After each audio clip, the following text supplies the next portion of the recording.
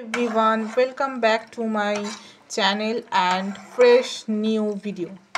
তো সবাই কেমন আছো? আশা করি সবাই ভীষণ ভালো আছো। আমি আরেকটা ভিডিও নিয়ে তোমাদের কাছে চলে এলাম। তো আমরা সবাই জানি যে একটা এজের পরে আমাদের চুল পড়তে আরম্ভ করে।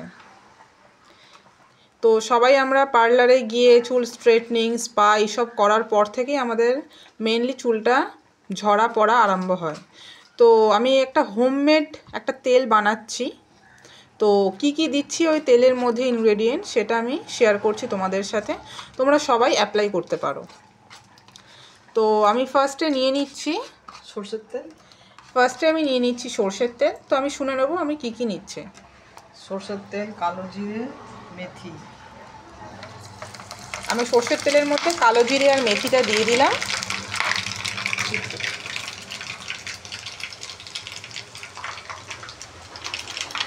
দেখতে পাচ্ছ, গ্যাসের ফ্লেমটা একটু কমিয়ে দাও।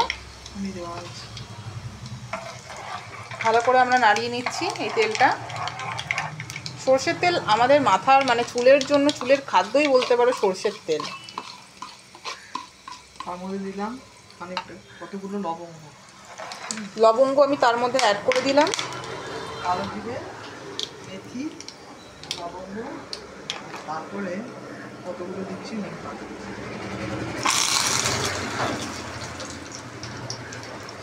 তো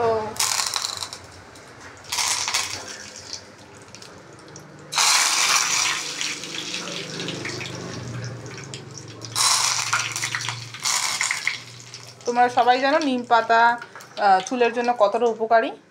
চুলে যদি কোনো রকম মানে ময়লা থেকে থাকে, কারোর যদি উকুন খুশকির যদি কোনো প্রবলেম হয়ে থাকে, তো আজকে এই রেমেডিটা যে বানাচ্ছে তো তার থেকে শুনে নিচ্ছি আমরা এই সরষের তেলের মধ্যে নিম পাতাটা কিসের জন্য দেওয়া হয়।